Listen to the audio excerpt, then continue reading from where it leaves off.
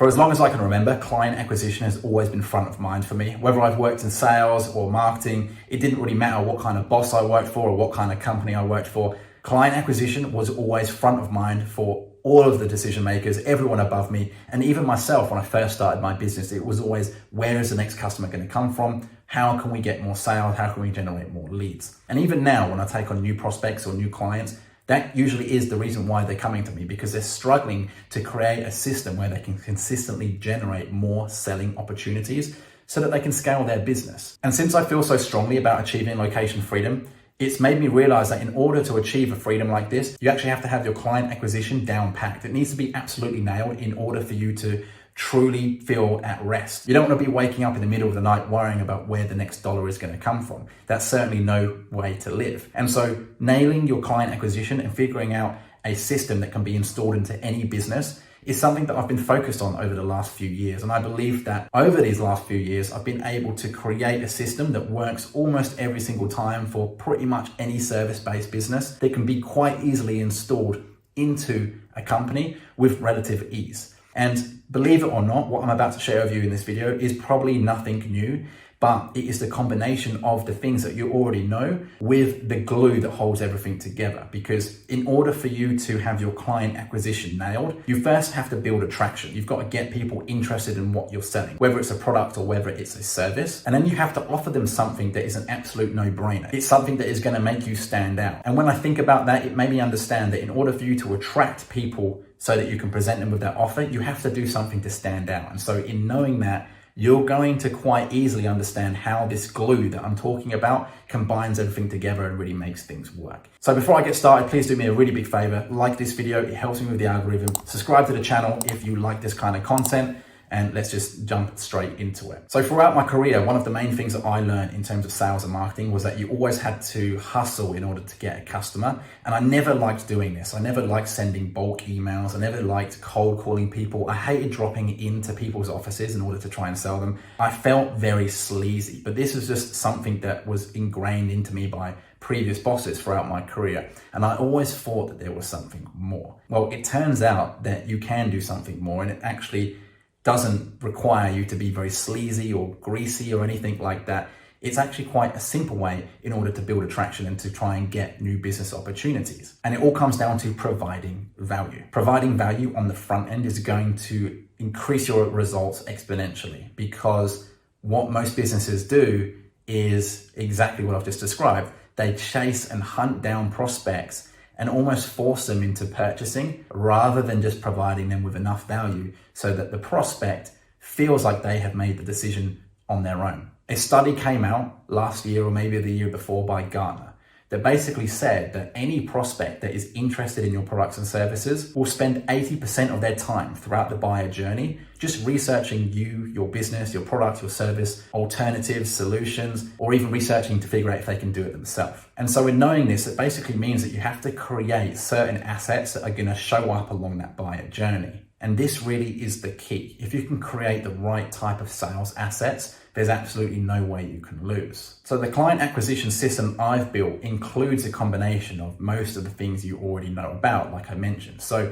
let me kind of reel off what those are and then talk to you a little bit about those sales assets that we use that appear throughout the buyer journey and are distributed in such a way or displayed in such a way to a prospect that makes them feel like they've made the decision themselves to buy from us, when in reality what we've done is just structured our client acquisition process in a way that puts those assets in front of them at the right stages of their buyer journey. So one of the main things that works for me and has always worked for me is, of course, outbound prospecting. Especially if you're starting a new business, you have to do some kind of outbound prospecting. There's no way that you're going to just get business by creating lots and lots of content. You need to get wins fast, and the best way to get a fast win is just to go directly to the source. Outbound prospecting 100% works. This is why $1 million or $1 billion companies spend a fortune hiring an army of SDRs or sales reps to just cold call or cold email or go out and network. The problem with doing that, though, is that it costs a lot of money to hire a lot of people, and prospecting is quite a low income skill. You can actually automate most of this process now. And so if you're hiring someone for $50,000 a year or $60,000 a year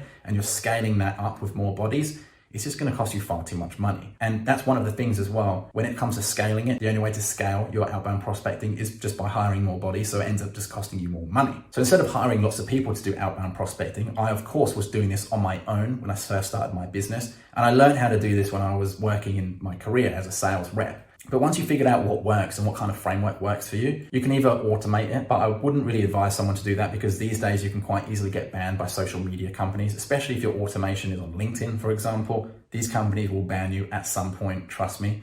Instead, what you should do is hire someone from overseas, let's say from the Philippines, who you can pay $3 or $4 an hour, and they'll do the same job that a sales rep in your home country would do for far more money. This means that you can scale that outbound prospecting without any of the risks, and you get to keep more of your margin if you do make a sale. So that's the first thing, making sure that you have an outbound prospecting process in place. The thing is though, with outbound prospecting is that you're not actually standing out from anyone else when you do this.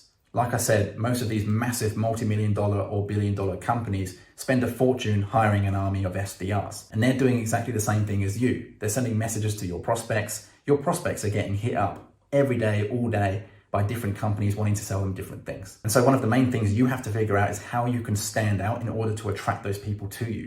And I'm going to share with you what that thing is very soon in this video. Now, the other way that most people would scale a service-based business is through advertising. And a few years ago, I had a Facebook ads agency. That's literally all we did in order to try and get clients. But unfortunately, that strategy doesn't work as well as it used to. I would say it's mostly because there's just a lot more competition online these days. Almost everyone is advertising, which means the cost to advertise has gone up. So if you're a new business, it's very risky for you to spend money on ads in order to grow.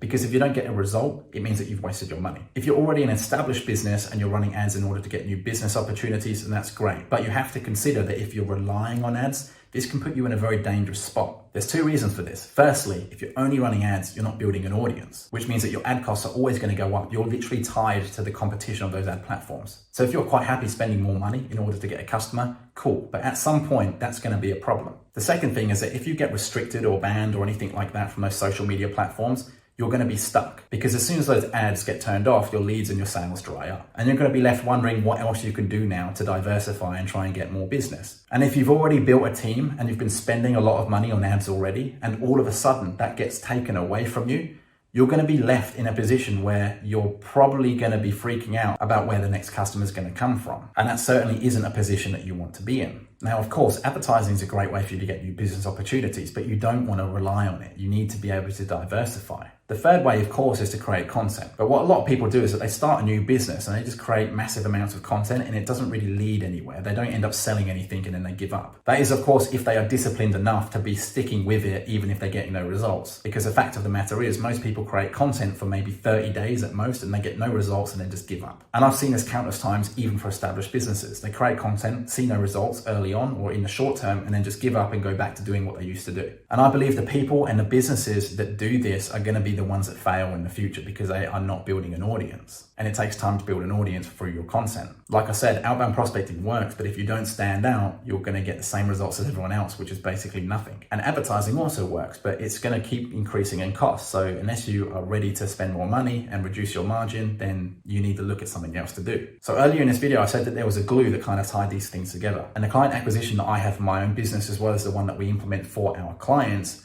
includes both of these things. Or really, I guess it includes all three of those things. If you think there's outbound prospecting, there's advertising, and then there's content. But in order to combine these three things together, you have to send all of your traffic to something that is going to sell for you and make you stand out from everyone else. And the tool that we use as the glue to tie all of these things together is a video sales letter. In fact, it doesn't necessarily have to be just one. It could be multiple video sales letters. A video sales letter or a VSL is basically a 2-minute or a 5-minute or a 20-minute video, however long it needs to be, that sells your prospect on your products and services. But it's done in a way that's very subtle. So if you send all of your traffic, whether it's from ads or outbound prospecting, from your emails, from your DMs, and from your content all the way to your VSL and get people to watch that video, there's absolutely no way you can lose because you're literally combining everything together and sending all the traffic to a sales pitch, which is far more scalable than having more SDRs and of course far more cheaper, and even qualifies them throughout the video so that when they do book a call, they know it's for them. And by installing this system into my own business, I've been able to almost almost consistently book 5 to 6 sales meetings a week. That's just with 2 appointment setters, some advertisements, and a whole lot of content. But here's the thing, I just mentioned advertisements, and you're probably wondering, well, what's the difference based on what you just said earlier? I'll still be spending a lot of money. But the fact is you won't, because if you're creating short form video content and posting that short form video content across different social media channels, you are able to achieve omnipresence. You can reach hundreds of thousands of people, and then you can retarget that audience. So instead of spending $40 to put your ad in front of 1,000 people, you can now spend 40 cents because it's a warm audience. This allows you to scale your business at a fraction of the cost of everyone else because you're building a warm audience. You're reaching hundreds of thousands of people. You're running retargeting ads for $5 or $10 a day to thousands, if not hundreds of thousands of people. You have appointment setters that are going direct to the source, direct to CEOs, CFOs, COOs, whoever it is that you want to sell to. And you have a video sales letter or a collection of video sales letters that qualify your prospect and boosts their buying temperature, as well as explains how your product or service helps them. So that once they finish those videos, they have 2 choices: book a call or go somewhere else. And so this is what I have seen to work very well for my own business as well as for my clients. If you have a service-based business and you combine all of these things together that I've just mentioned in this video,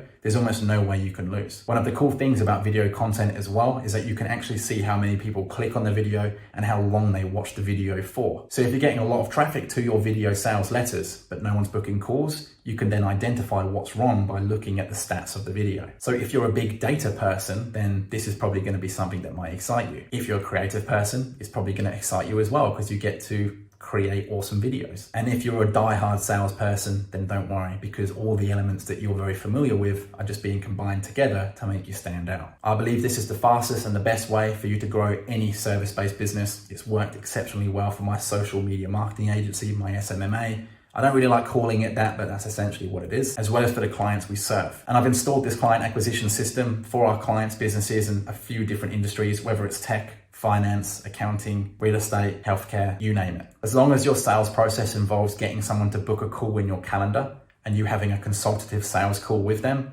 this is going to work for you every single time. Guaranteed. So just to quickly summarize, you have appointment setting that you are doing with either automation or through remote staff. This is going to save you a lot of money. You don't have to hire anyone in-house. It's going to cost you $50,000 or $60,000 a year. And if you are willing to spend that much money, you're going to have a lot more bodies anyway, just by hiring someone overseas. These appointment setters will go direct to the CEOs and the decision makers that you're looking to sell to. And they will have a conversation that is directed towards sending those decision makers to a video sales letter. It's far less friction for a CEO to watch a 2-minute video than it is for them to book a 15-minute call with you and your team. Now, if you think that statement's wrong, then I'm sorry to say you're deluded, because the way people buy today is completely different. Even yourself, before you buy anything, you do a lot of research before you make that decision. And so do CEOs, CFOs, or whatever decision maker you're trying to sell to. It's just far easier for them to watch a 2-minute video that explains your products and services than it is for them to jump on every single call with a salesperson who gets in touch with them. Like I said, they get hit up every single day. What makes you different to anyone else? So you've got appointment setters. The next thing is short form video content, because this is going to allow you to reach hundreds of thousands of people. You can be on camera or not. It doesn't really matter. We work with clients who like to be on camera and some that don't. As long as you're creating the right type of content, putting it in the right places and achieving omnipresence, this is as good as you're going to get. By creating that short form content and putting it in the right places, you can reach a certain amount of people. Anyone who views your video is someone that you can retarget. So as long as you optimize those videos for the right search terms and the right keywords or hashtags, you're going to be getting that video or those sequence of videos